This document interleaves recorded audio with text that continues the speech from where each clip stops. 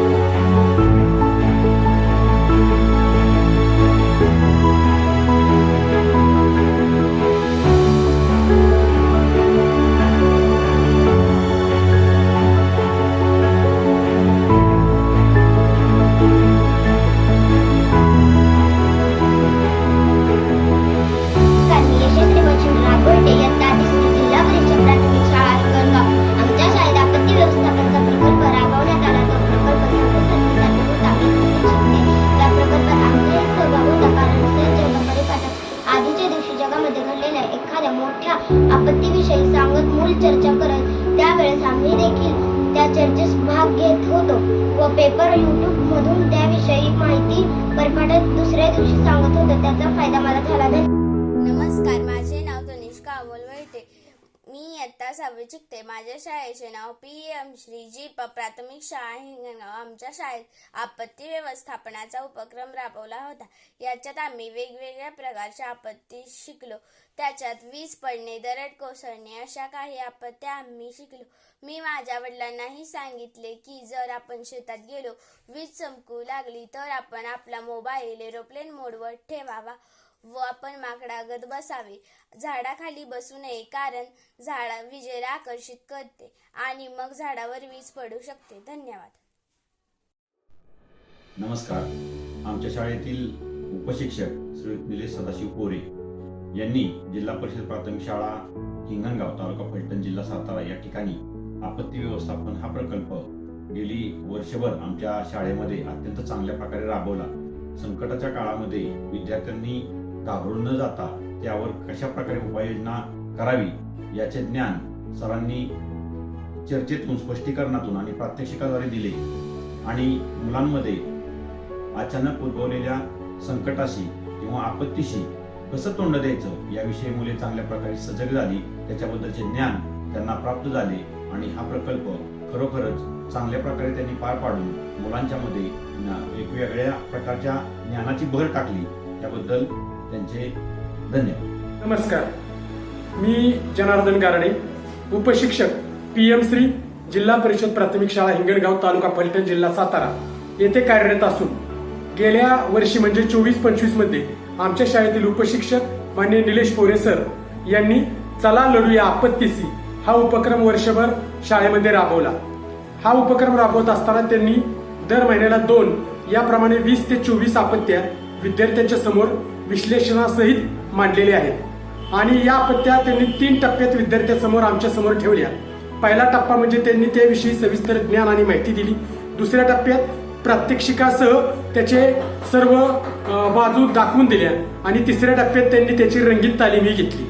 याप्रमाणे आपत्त्या करत असताना त्यांनी विद्यार्थ्यांच्या मध्ये सजगता निर्माण केली, स्वतःची इतरांना मदत करण्याची स्वतःची भावना निर्माण केली.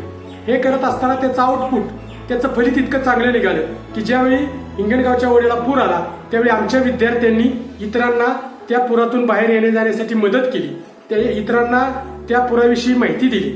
तसेच ज्यावेळी पिसाळलेलं माकड शाळेमध्ये आलं त्यावेळी स्वतः सुरक्षित राहून इतर विद्यार्थ्यांना मदत केली. हेच खरं फलित या उपक्रमातून मिळालेलं आहे. पोरे सरांनी राबलेल्या या उपक्रमामुळे विद्यार्थी अतिशय सजग झाले, ग्रामस्थ सजग झाले, पालकांच्या पर्यंत ही माहिती गेली. हे याचं खरं फलित आहे. त्यांना या उपक्रमाबद्दल खूप खूप शुभेच्छा, सदिच्छा. धन्यवाद.